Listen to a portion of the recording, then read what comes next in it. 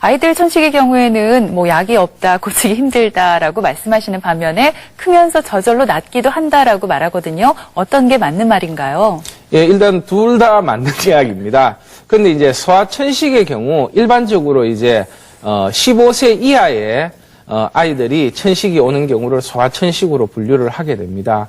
주로 이제 천명과 호흡 곤란이 동반되는데 소아기의 천식은 대개 보면 5 내지 10% 정도가 나타나고 남아가 대개 이제 2배 정도, 여아에 비해 2배 정도 많습니다. 주로 이제 천식의 경우는 이제 3, 4세 전후로 해가지고 약간씩 덜해지기 시작하고 사춘기 지나면서 거의 이제 회복되게 됩니다. 그런데 이 시기에도 입원을 자주 했다든가 성인 천식으로 이제 입원을 자주 한 경우라면은 성인 천식으로 이어지는 경우도 많이 있습니다. 이렇게 이제 소아천식이 증가하는 원인으로는 크게 이제 환경 오염이 가장 크다고 보여집니다. 그리고 이제 주거 환경의 변화, 주로 이제 아파트 생활을 한다면은 먼지가 흡수된다든가 먼지가 어디 갈 데가 없기 때문에 호흡기를 통해서 많이 들어오게 됩니다. 그리고 이제 소아들의 체력이 굉장히 많이 떨어진 것도 하나의 원인이 됩니다. 그리고 공동생활의 증가, 이제 애들이 조금만 크게 되면은 어린이집부터 시작해 유치원, 학교를 다니게 되는 이런 공동생활이 증가하면서 소아천식이 증가하는 추세에 있습니다.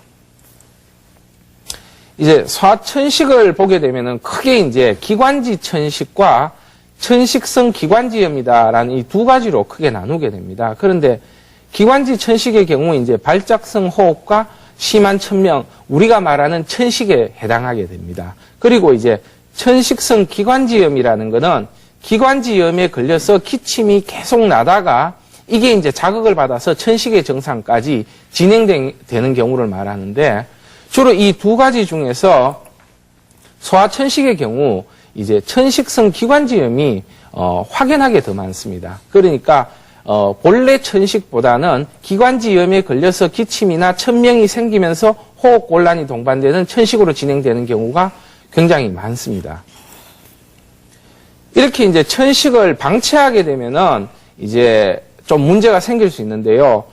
소아천식의 경우는 성장하면서 대략 한 50에서 60% 정도가 자연 치유가 된다고 그렇게 알려지고 있는데 최근에 와서는 이런 자연 치유율이 계속 떨어지고 있는 추세에 있습니다.